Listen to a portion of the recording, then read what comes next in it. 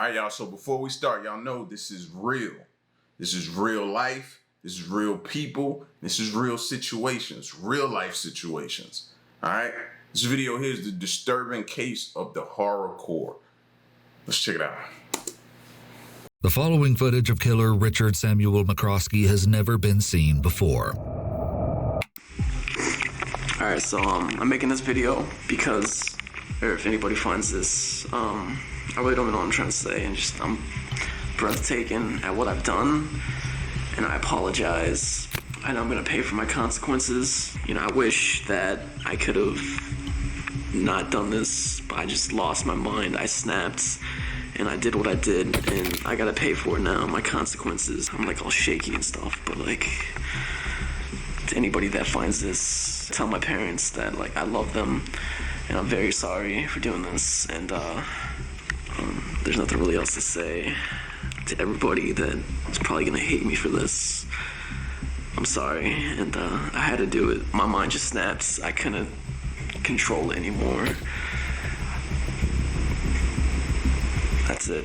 Fuck you to the big world. Fuck everybody in the world. I can't stand this place.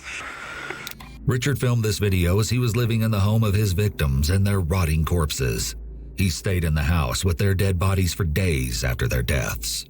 Neighbors began noticing a sickening stench emanating from somewhere in the neighborhood, but couldn't pin down the source. They shrugged it off, attributing the smell to a dead animal. Little did they know they were smelling 4 human bodies as they began to decompose. When Richard finally fled the house, he left behind a crime scene so horrific, police wouldn't even describe what they found beyond the victims dying of blunt force trauma. What exactly was he doing during his time in the home remains a mystery to this very day. But one thing is for certain, when he set off to visit his online friend for the first time, no one could have possibly imagined everything would take such a shocking turn.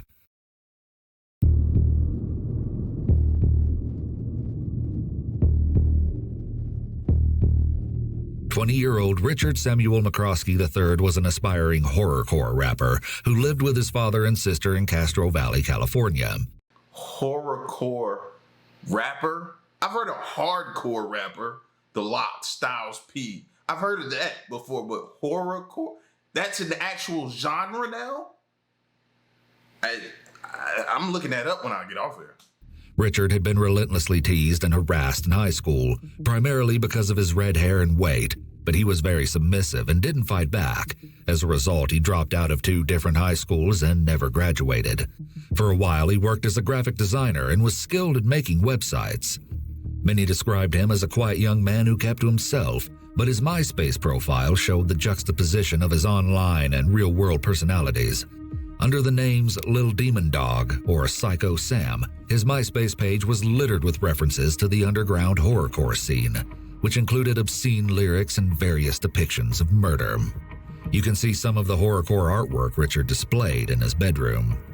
Many believe his stage name was inspired by an unhealthy obsession with David Richard Berkowitz, also known as the Son of Sam, a serial killer who murdered 6 people from 1976 to 1977. Many of his photos show him posed in cemeteries or holding weapons such as an axe. In one video Richard posted, he is wearing a skull bandana while standing outside a Gothic church during a lightning storm and rapping lyrics about the evil voices inside my head. "They just want me to murder continuously. They want me to take lives on a mass murder spree. They love the smell of a body that's rotten and decayed. That's what I think about when I'm stalking my prey." The fact that Richard says evil voices inside my head does not necessarily mean he is hearing voices in the same way that a person with schizophrenia hears voices. While people who have schizophrenia can commit murder in response to a commanding hallucination, it doesn't seem like this was the case with Richard. People with antisocial personality disorder often have many different selves. People with APD also sort of morph into different identities, depending on the situation and what they want to achieve. For instance, they can be very charismatic in situations where they need to manipulate someone to get their way. So in Richard's case, the voices inside his head that he's referring to can simply just be his evil side or his own inner violent tendencies. As Richard's confidence within the horrorcore niche grew, he started chatting with other like-minded individuals, among them 16-year-old Emma Kelly Niederbrock, who went by the username Ragdoll. Alright, so you wanted a video, and you made me videos, so, and he said please, so I'll make you this video, even though I'm not gonna like do anything, because my room's kind of dirty, and yeah, I don't want to show you my dirty room, but this video is for Emma, because you just told me to say your name, so I don't know. I'll make you another video once clean, I promise. Unless you just want to like see my wall, because that's not dirty, but behind me is dirty, so that's not good. Alright, this video is for you, Emma. The ragdoll, amazing ragdoll, and I really don't know what to do for you on video, so I guess I'll like show you my room a little bit if that's what you want to see. First off, we got my door, and then we got my addiction for energy drinks, and then we got my small underground CD collection going on right here, and then we got my wall of awesomeness that I call it. Lots of posters and flyers and a Hatchet Man charm and random stuff. A hatchet. Oh no, the battery's dying. No. Emma lived in Farmville, Virginia, with her mother, Dr. Deborah Sue Kelly, and her father, Reverend Mark Allen Niederbrock. Since middle school, she had been homeschooled and was described as a sweet and well-rounded girl. As she got a little older, Emma developed a rebellious streak and began listening to horrorcore music. To fit her new aesthetic, Emma eventually dyed her hair a vibrant pink and began to wear heavy black eye makeup. Her parents hoped that her new interest was just a phase, but they couldn't have been more wrong. Emma's father, Mark Niederbrock, was a reverend and head of Walker's Presbyterian Church in Hicksburg. Her mother, Deborah Kelly, was a sociology and criminology professor at Longwood University and a beloved mentor to her students. When her parents separated, Mark moved out of the family home, leaving Emma and Deborah to live there together. Still, the parents maintained an amicable relationship. However, at this point, Deborah has started to become concerned about Emma's interest in horrorcore. And she's totally the polar opposite of her parents, bro. Do you hear what her parents? Dad, Reverend. Not to say, you know what I mean? We can have that debate at any day y'all want to have that. And then mom. You know what I mean? Like, both total different paths, bro. That, I don't know, I want to study stuff like that more. As to how kids, like, drift so far away. What is it that makes them do that? So all three family members went to counseling. Emma also met one of her best friends, 18-year-old Melanie Wells, online through the popular horrorcore artist Razakel. In the horrorcore community, the artists and fans often grew close and frequently communicated online. Razakel had befriended both girls separately while chatting over MySpace. She'd bonded with Emma not only because of their mutual love for horrorcore, but also because they could relate on a deeper level. Both enjoyed photography, makeup, and doing hair, and they both had fathers who were Presbyterian ministers. When Razakel learned that Melanie and Emma actually lived near each other, she decided to introduce them. Melanie used the online handle Mrs. Free Abortions, posted photos of herself in cemeteries, and listed her interests as cigarettes, alcohol, lust, restorative arts, blood and gore, and open graves. As soon as she met Emma, the girls became inseparable. Emma, Melanie, and Richard were brought together through this expansive online community, and unbeknownst to the girls, their fate was sealed.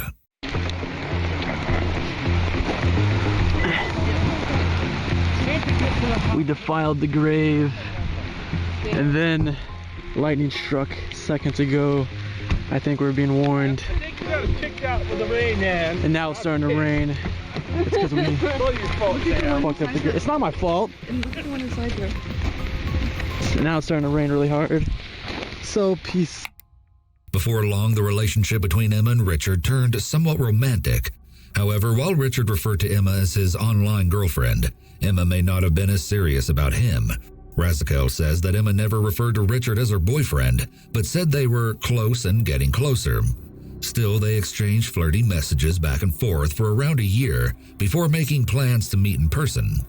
The three teenagers hatched a plan to attend a horrorcore music festival in Southgate, Michigan, called Strictly for the Wicked, but they would need some help, Emma's parents weren't exactly thrilled with their daughter's music choices, and they grew more upset when Emma started writing ominous messages on her bedroom walls. However, all they wanted was for their daughter to be safe and happy, so they chose to be supportive even if they didn't understand it. They agreed that she should attend the music festival, but only if everyone stayed at their home in Farmville. And Well, as a parent, bro, your kids can push you to the ultimate test, can't they? Coming home seeing that written on a wall or door or some piece of furniture or something like that. I would need therapy. I literally, I would need therapy, bro. Seriously, fam. I'm getting heated, and that's not even my kid. that they would drive the trio to and from the music festival. Emma and Richard were ecstatic to meet for the first time in real life. For Richard, he was looking forward to something good finally happening to him. His own family unit had broken apart 5 months earlier when his father asked his mother to move out of their home. If this was weighing on him, he seemed to put it out of his mind by focusing on seeing Emma. On September 7th, Emma wrote on his MySpace page about her own excitement, saying, "The next time you check your MySpace, you'll be at my house. I love you so, so much, baby, forever and always. You are my one and only everything. I can't wait to see you, baby. It's like 6:17 a.m., and I've been up since 4-ish, filled with uber amounts of excitement. I can't wait. I leave to pick you up in 5 hours. Gah, my insides feel all squishy." Several days before the concert on September 7th or 8th, Richard arrived in Farmville. He'd flown all the way from California just to finally meet Emma, but as we all know, things aren't always as they appear online. Emma was immediately put off by Richard's shyness and physical appearance. Even before the concert, there may have been cracks forming between the once loved-up couple. But still, on September 12, 2009, they all went to the show as they'd planned. The drive was no small feat, about 10 hours, which shows just how committed Emma's parents were to keep their 16-year-old daughter safe, or at least try to. As well, Mark and Deborah had been separated for about a year at this point, further proving their dedication to protect Emma. While on the way there, Emma posted about the trip saying, "Talk about a long-ass drive sharing the car with a preacher. It's gonna suck, but no doubt is it worth it." It isn't known for sure what exactly happened between Emma and Richard, but some sources claim she began flirting with other boys while at the festival, and there's even a rumor that she went out of her way just to avoid him during the concert. Richard's sister later said she was told by his friends that the two even had a falling out that night. Another rumor is that they had a fight because Emma received a flirty text from another guy at the show. Given what was going to come, something unpleasant must have happened between Emma and Richard. It seems like Richard may have been under the impression, or at least wanted to believe, that he and Emma were exclusively together, so naturally Richard was feeling rejected, betrayed, and even a little angry. Even so, they all returned to Farmville the next day after the concert, and things seemed to be all right. Seemed to be is the key here. Both girls logged into their MySpace accounts once they returned to the Niederbrock house. At 2:43 a.m. on Monday, September 14th, Melanie posted online that she would be home on September 16th. She even wrote about missing people at home, but she would never make it back. Her parents became worried when that date came with no word from the young woman. Her father drove to the home in Farmville where he knew she was staying, but no one answered the door after hours of waiting. The distraught parents made countless attempts to track down Melanie over the next 2 days, calling her phone, Emma's phone, and even Razakel, who hadn't seen them since they left the concert. But then they managed to get through to Richard on the phone at least 2 times. Something was off. Yet when they spoke with him, he gave them a different story every time regarding the girls' whereabouts. They called the Farmville police and requested a welfare check, but officers didn't find anything suspicious. Well, at first. That same day, Melanie's mother, Kathleen, also reached out to Mark Niederbrock and asked if he could go check out the house. He agreed, and Kathleen was relieved that she would finally have answers soon. But her relief was short-lived. Hours passed, and there was still no call from Mark. Well, yeah, this is Carmel Police Department. Okay, did you just speak with somebody at the residence? Yes, I just spoke with, the daughter's boyfriend. Okay, well, I don't know. My sergeant went over there, and he just said that it was a young kid, boy, and that Melanie and the girl she's staying with are at the movies now. Yesterday they went to Richmond. Vehicle had broken down, and the cell phone's dead, and that kind of thing. So is that what he talked to you about? what he told me, yeah. And like I said, but I don't know where the mother is. I don't know where. I mean, she's usually the one that, I guess, drives him around, and she's just disappeared. I haven't spoken to her at all. The father I talked to earlier on today, Right. he said that he was on his way. He was, as a matter of fact, he was on the road when I was talking to him. He was going through Farmville. He was supposed to stop at the house. I haven't heard from him since. Okay. Like I said, I'm at the point, I don't know. I mean, I don't know what to think at all. Okay. You know, and him being at the movies, I just tried to call. He said that Emma tried to call, or just called him from the movies. And I tried to call the phone that because she called from. There's no answer. It goes right into it. Okay. Later that night, when she No, you could tell by her the way she spoke and her tone and everything that she was saying on the phone. In the back of her mind, she knew something was wrong, bro. It's like I don't know what it is, but you always you get that gut feeling, that innate feeling that says, yo, something ain't right. My kid would have done this. You know, you done thought through every scenario or every action or move your kid would have done, and they wouldn't have not called you or spoke to you or something. Even if they were mad, you would have still known where they were or what was going on or heard from them. Like, always trust y'all gut, man. he still hadn't heard back, Kathleen called the police again. They arrived at the Farmville house and were greeted by Richard at the front door, who explained that the girls had left to see a movie.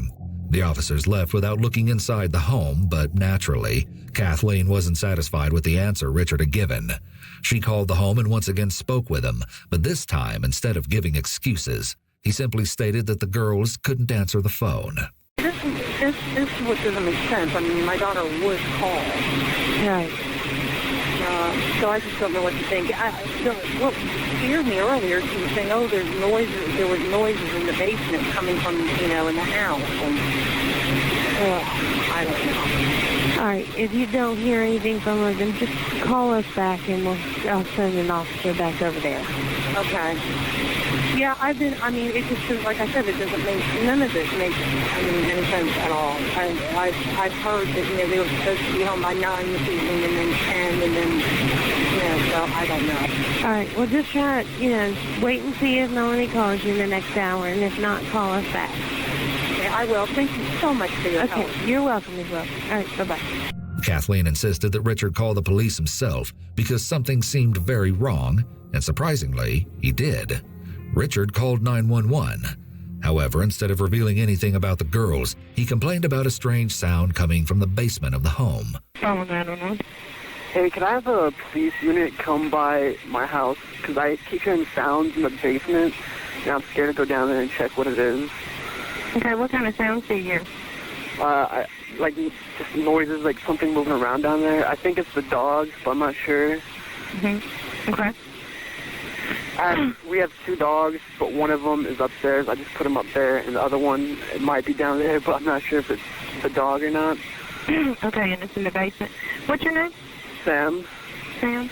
But this isn't my house. I'm staying at my girlfriend's house. Okay. All right, we'll get somebody to come up there, okay? Thank you very much. Mm-hmm. Bye. Police showed up once again and did a quick search of the basement, but found nothing and left. Authorities later... Now, somebody help me figure what was the purpose of that? I'm trying to understand what he's trying to do here, or what was I don't get that. What was the purpose of that call? What were you trying to? Is this supposed to be part of your story? Because I thought he was going to end up confessing what he had done, especially with the video he recorded at the beginning. I thought he might have confessed, came out, and said something. Like, what was the purpose of that just then? defended their choice to leave the Niederbrock home without seeing Melanie, Emma, or either of her parents during the welfare checks because they thought Richard had reasonably answered all of their questions. Yet around that same day, when neighbors walked by the home, they noted that even from the street, something smelled dead nearby, which they attributed to an animal. It's both surprising and troubling that the police did so little to investigate this situation after receiving multiple phone calls about minors not being heard from in days and alleged noises in the basement. The law gives police officers the authority to act in whatever manner they deem necessary when performing welfare checks, including investigating unexpected criminal activity. The police certainly had the ability legally to do much more than they did. It seems highly unlikely that they wouldn't notice an odor that was commented on by people much further from the scene. It also seems impossible to believe that once they were inside the home, there was no evidence of a crime when 4 people had been murdered in such a violent and gruesome manner. The families of the deceased could try to sue the officers for their failure to do more to investigate. However, it's an uphill battle to do so. State laws provide police officers with protections from civil lawsuits and criminal charges. These protections are not simply defenses that the officers may raise after they're charged or sued. They effectively prevent a criminal charge or civil lawsuit from even going forward. The police have what is called qualified immunity. Qualified immunity means that police officers are protected from being sued as long as they're acting within the guidelines of their job and not acting negligently or unreasonably. This gives police officers room to do their job without the fear of lawsuits interfering. In this particular case, it could be reasonably argued that the police did in fact act negligently by not thoroughly searching the home for the missing minors, or because they missed the wretched odor emanating from the Farmville home that was noticed by neighbors. At some point on the 17th, Richard made a call home. His sister said he was checking to see if his family was okay, and he ended the message with, "I love you guys." Hearing this, his sister knew something was off. They didn't say "I love you" to each other. However, because she knew her brother was someone who wouldn't kill a spider if she asked him to, she couldn't have imagined just how horribly wrong things had gone in Farmville. It's possible that Richard wasn't a very assertive individual. Maybe he was highly sensitive and fragile in many ways, unable to kill a spider. He may have, at one point in his life, been a rather weak person. The fact that Richard was teased and harassed in high school means that he could have developed some trauma during his adolescent years. However, teens who were bullied and subsequently traumatized typically don't grow up to become murderers. Richard appears to have had an immense amount of underlying anger and hatred that was never expressed in a healthy way. When a person remains passive against bullying or abuse, they will harbor a lot of self-hatred and, of course, hatred of others. The self-hatred develops because the person is not standing up for themselves and protecting themselves from the abuse. Helplessness and powerlessness then develop as a result. In Richard's situation, he likely felt helpless and powerless for so long after being bullied, he may have developed a mental image of himself as this tough individual that others should fear. This pretend image he developed made him feel bigger, stronger, and more powerful. This self-image likely gave him a sort of high, so he really embodied that image more and more with time. Once Richard felt betrayed by Emma, his online girlfriend, this betrayal triggered that underlying anger and hatred of others. Almost like that inner angry and violent nature remained dormant until he felt betrayed by his romantic interest. He stepped into and acted on that tough, powerful image that was really only in his mind for years, but to him it was real. To Richard, he was that strong, powerful person. It took a trigger, romantic rejection, to lead him to act on those feelings of hatred and desire for violence that he harbored for so long. It's kind of like shaking up a soda bottle.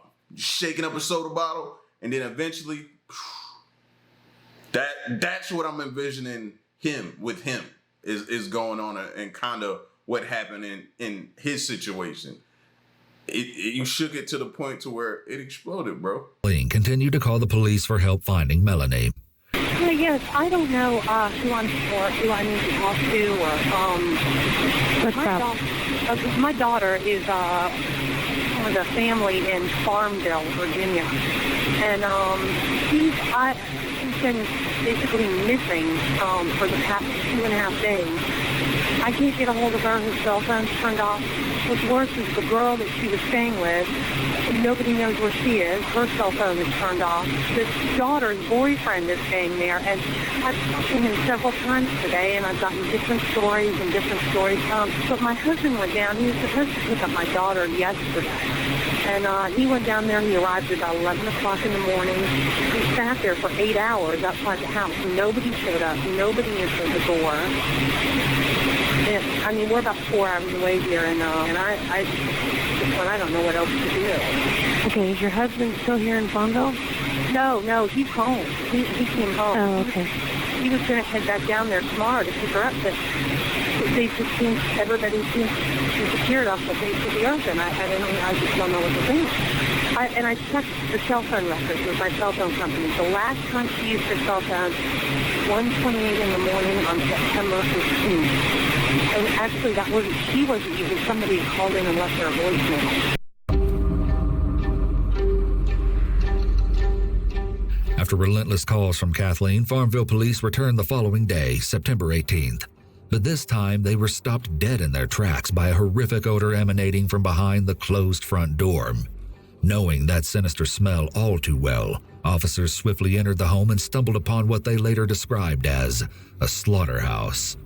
3 bloody bodies were found brutally murdered in a downstairs bedroom, with a 4th body uncovered later in an upstairs bedroom.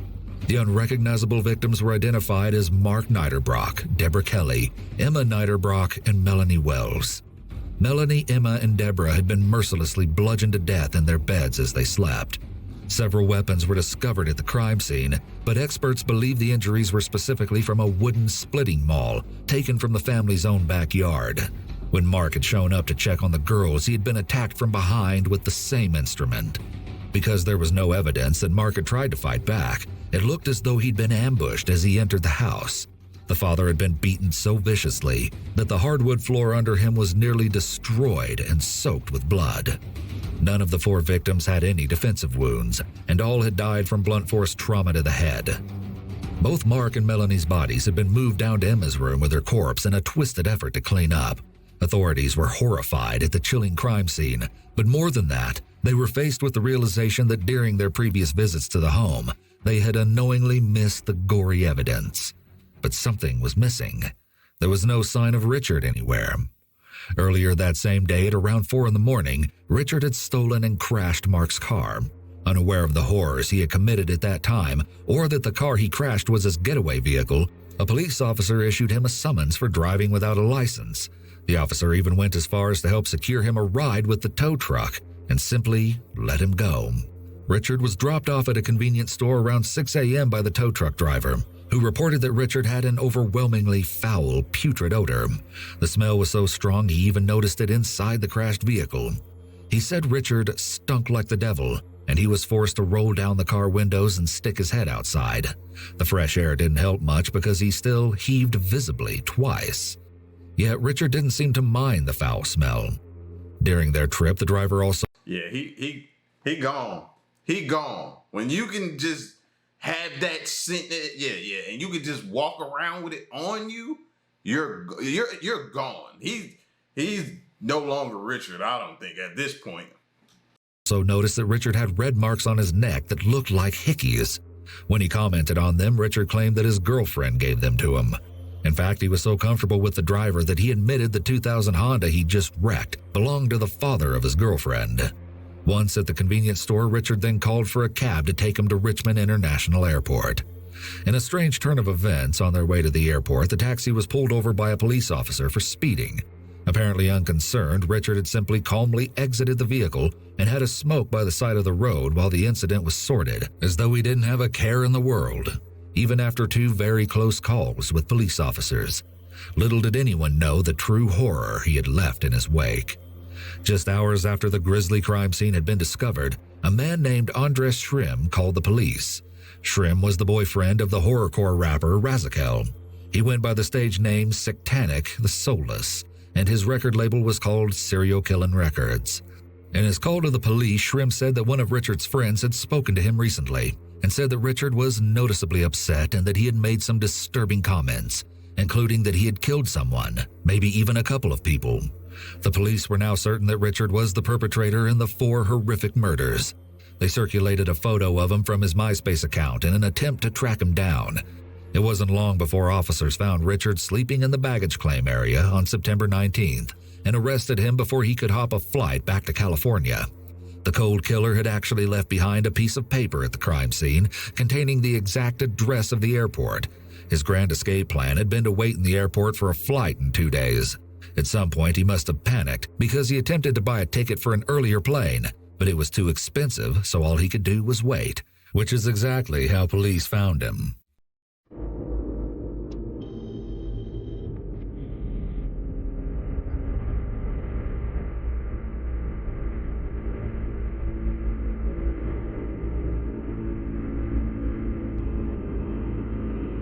That's so scary. Those workers walking right past a person that they have no clue what he just did.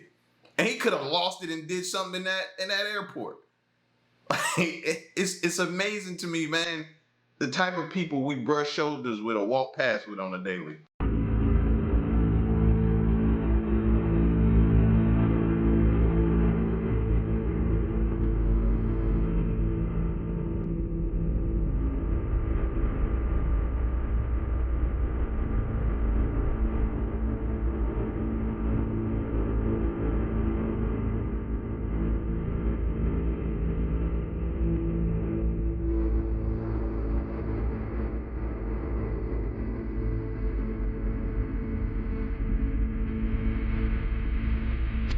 We advise you of your Miranda rights. You said you understood your rights and you signed the form saying you were willing to talk to us and you're still willing to talk to us? Yes, but I would like to have somebody here too, like a lawyer.